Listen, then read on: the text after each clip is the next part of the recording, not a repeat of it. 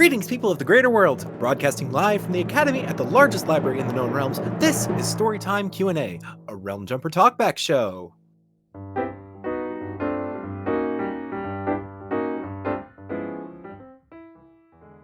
Hello, everyone, and welcome to this episode of Storytime Q&A.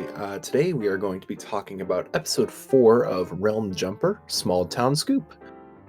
Today, I am joined by our lovely creator, Bubblytarts. Hello, that's me, Bubblytarts. And the voice of Tina herself, Nonnie. Hey. Yeah, let's get right into it. So, let's start with let's start with the question for Bubbly. From radio, this is the first episode to have guest stars. So, how did that come to be? And also maybe give us a little bit some additional information on those two very lovely characters. So, yes, we have two guest stars. We have Alex Rubitsky and Meg as Jeremy the Skeleton and Vega, respectively.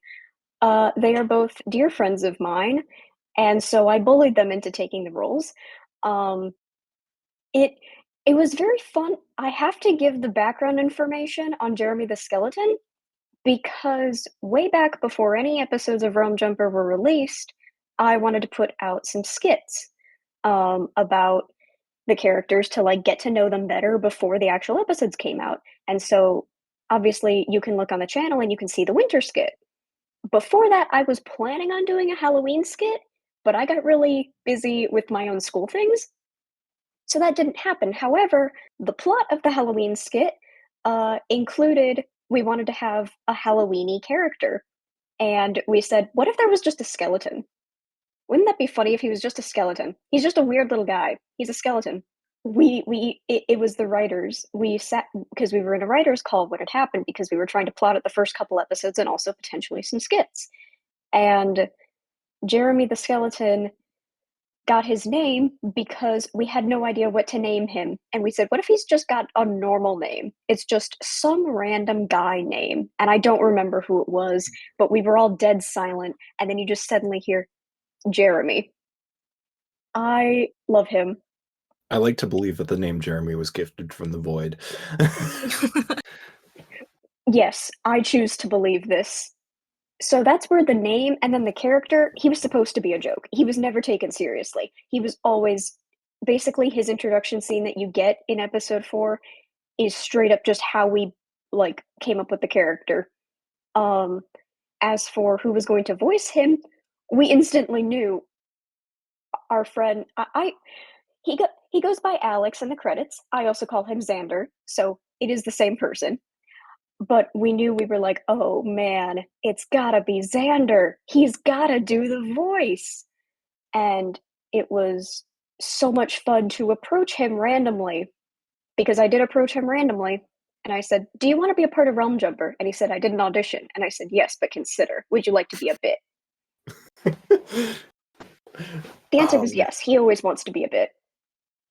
Real quick, I'm just going to say for Vega, the other guest star that we had, Meg voiced Vega, and Meg is actually my DM. I am in a campaign with Juno and B as players, and Meg is our DM. And Vega is actually one of B's characters. He writes books about her. You can go buy them. Shameless plug, shameless plug, shameless plug. Yes. But after one of the sessions, I approached Meg ominously and said, I want you to voice Vega. And she said, okay. Where? In Realm Jumper. Okay. And I said, I'll get you the lines. And then I disappeared. And then I came back with the lines. I'm going to stretch this question out a little bit to include Nonnie. But from Can to Bubbly, what's it like running and directing the show? And also, what was the casting process like for Tina? And Nonnie, what was the audition process like for Tina? How did you come across this audition? So, I have done only minor, community projects, I guess, before Realm Jumper. I have been in the cast of a voice acting project that part of it got out and then it was canceled. And I've also been the director of some things that it just wasn't the right fit, or it fell apart, or just it just wasn't going to happen as much as I tried to brute force it. It just wasn't going to happen. Um, so I was a little bit nervous about Realm Jumper starting, but I luckily had the gang TM with me, who were like, "You're gonna make a thing because you've been talking about how you want to make a thing." So that's something that I recommend to everyone who like asks, "Hey, what's it like doing a show? How can I start my own thing?" Get at least one or two people who are just really gung ho about your project. They have to be. And from there, you can branch out to as many people as you think that you can handle, and you can do whatever you want to do with the project. And you can just start a project by yourself. That is not something that you can't do. But for me, it was definitely easier to get out of my own head once I had other people with me. And I say it all the time to the cast and crew that I'm so happy with the show. I'm so happy with everyone's voice acting performance. I bop along to the music. I love getting updates from the editors on little scenes. I love seeing the writers send me out of context lines, and I'm like, I don't know how you're going to pull that off, but that is the funniest thing I've ever read.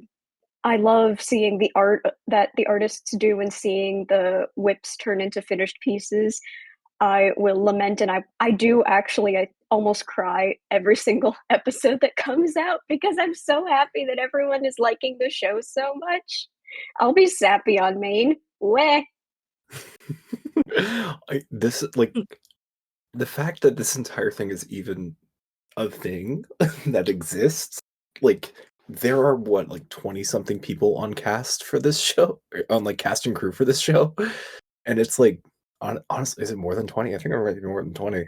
I Um, I think it might be. It might be like 30 plus or something. I don't remember. The last time I made an announcement or something, it told me how many and I forgot. like there are like indie game devs that are smaller than that. It's like there's so many people involved in this project, and like I can't speak for everyone, but I want to say I would like to think that I am extremely passionate about this project, and but yeah, like this is like a, this is all just a labor of love. Speaking of other people in cast, Nani, do like like how did you get involved in like this project specifically, and like what has your experience been like recording lines for this project and whatnot? Um, Once again, it was like a wonderful, lucky coincidence coming across this project. I was on the lookout for projects that will, you know, look out for like projects that were determined to make it happen. And like, lo and behold, it was right there. I was like thinking to myself, like, I really, really want a project that I can like actually work on and people are interested in continuing it. Sorry, and it just popped up like, bam, right there. So I was like, oh dang, nice. So auditioning for Tina, I've I have done characters for her, so it was like really easy to get the voice that she was looking for. Yeah, I'll branch off a little. From my perspective, casting Tina was very difficult, um, because she didn't get as many auditions as a lot of the other characters, which concerned me for a little bit. But Nani's audition came in right about in the middle of the casting call, if I recall correctly. And so there were still very few auditions. So I didn't actually listen to a bunch of Tinas for a while because I was like, oh no, we have so few. And I forgot to, actually listen to the auditions because I am a fool. And then eventually I was like, I do need to sit down. We're about halfway through. I need to figure out who is actually going to voice the characters based on who I have so far. And then we'll see if anything else comes in. And a lot of people who auditioned for Tina didn't really seem to get it, or I don't know how to say it. Tina's a very specific character. She is a very specific character in a sea of nonsense. And it's and it's very important that she both buys into the nonsense, but also is explicitly like, "Hey guys, you're all being nonsensical." And so she needs to bridge that fine gap, and she's also one of the leads, so I couldn't just say, "Oh, well, this one's probably gonna be okay." I needed to feel good about it. And I listened to Nani's, and I think I texted B, and I was like, "Hey, I think this might be Tina. Go ahead and listen to her." And sent the audition, and B came back to me a little bit and was like, "That's different from all the others." And I'm like, "Yes, that's a good thing." And and he was like, "No, you're right." And so I waited for more auditions, obviously. I listened to all the auditions, every single one, multiple times. But yeah, I was always like, "This one just feels different. It feels like she's a person." And that was really important to me. So I'm very pleased. And I love hearing Tina's lines come in for each episode. It brings me so much joy. She's so important to me. I think B has actively gushed about Tina like so much because Tina's like because I think in like Tina specifically B has said on multiple occasions that like that was a character that the writers had like struggled with initially. And like there was like that thing that clicked during the writers' room. It's like, oh, Tina is constantly aware of everything that's going on at all times. Yes. Uh, I Tina was never like I've actually talked about it in private with people today, so it's on my mind. Um, there were some characters in Rum Jumper who, when I initially made the casting call, the writers were a little bit confused, like, "Okay, why are they here in the show?" And I was like, "No, you don't get it. They're so cool." Tina was not one because I was like, "No, you don't get to question Tina. She is so important to me. You do not get to question her in any capacity." But she was one of those characters. I've said it before, that she is one of the characters who fights me. A bunch of my other characters are in my head just like, "Oh, I want to talk to you about my life story." Tina's like, "No, I'm good," which is rather rude as a protagonist. So I eventually handed her to the writers, and I said, "Here, B, you seem to like her. Would you like you guys think about her for a little bit? She's being aggressive towards me. We'll figure it out." And B banged on my door in the middle of the night, metaphorically, over Discord, and was like, "Hey, I got it. She's a nerd." And yes, that was in fact the one of the breakthroughs was, "Oh, Tina's a nerd." And I'm like, "That makes sense. Why didn't you tell me that?" It's because she's stinky. This is another question that is not on there, but is kind of bouncing off of like anathema. Yeah, that's how you pronounce that. Asks, like, how do you kind of like get in Tina's headspace? She is a very interesting character, and there's a lot of subtlety in her performance. And I'd love to know how you go about a character like that in comparison to a lot of more typical, exaggerated, high energy voice acting, like me, you see in the rest of the show. Fortunately, it's not too difficult to get in Tina's headspace because I do sort of relate to some things. So, like being a young adult as well, I relate in a sense of being thrust into a new world. Hashtag adulthood. Um, Yes. um, yeah, taxes. Wow. Oof. Anyway, Oh, taxes, don't remind me. so being curious and wanting to know more things and wanting to know, how to navigate through it in general.